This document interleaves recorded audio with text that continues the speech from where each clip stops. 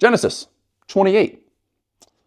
So Isaac called for Jacob, blessed him, and said, "You must not marry any of these Canaanite women. Instead, go at once to Padan Aram, to the house of your grandfather Bethuel, and marry one of your uncle Laban's daughters. May God Almighty bless you and give you many children, and may your descendants multiply and become many nations. May God pass on to you and your descendants the blessings he promised to Abraham. May you own his land. May you own this land where you are now, living as a foreigner. For God gave this land to Abraham." So Isaac sent Jacob away, and he went to Padan Aram to stay with his uncle Laban, his mother's brother, the son of Bethuel Aramean. Esau knew that his father Isaac had blessed Jacob and sent him to Padan Aram to find a wife, and that he had warned Jacob, "You must not marry a Canaanite woman." He also knew that Jacob had obeyed his parents and gone to Padan Aram. It was now very clear to Esau that his father did not like the local Canaanite women. So Esau visited his uncle Ishmael's family and married one of Ishmael's daughters, in addition to the wives he already had. Really? His new wife's name was Mahatla. She was the sister of Nebaioth and the daughter of Ishmael, Abraham's son. They really kind of stay in the family with all this stuff here. Jacob's dream at Bethel.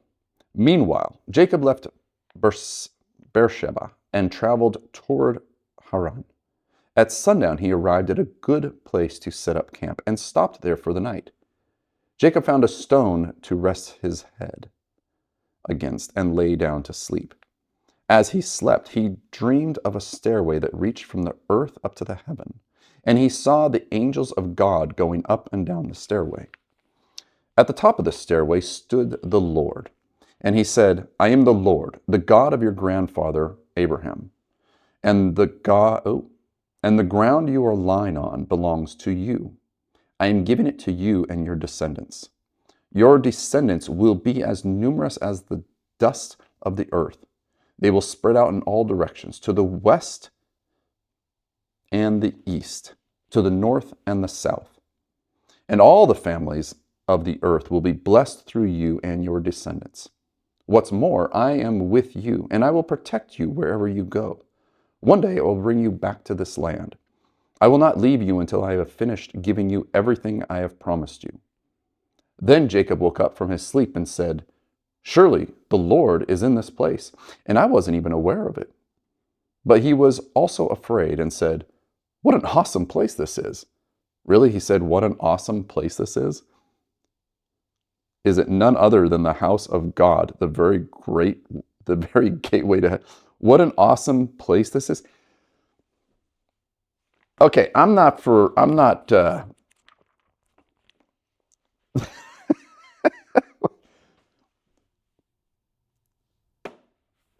this is the Bible, okay? I'm not sure that the scriptures from back then translated to say awesome. I could be wrong. I really don't think the word awesome was part of scriptures back then. I don't know. I'm just saying, but it says it right there. I don't know if you guys can see that.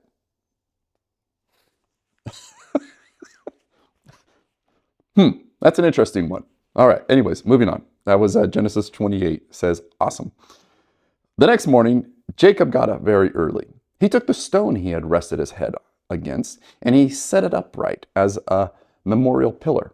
Then he poured olive oil over it.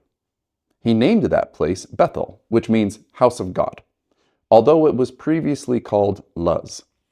Then Jacob made his vow. "If God will indeed be with me and protect me on this journey, and if he will provide me with food and clothing, and if I return safely to my father's home, then the Lord will certainly be my God. And this memorial pillar I have set up will become a place of worshiping God. And I will present to God a tenth of everything he gives me."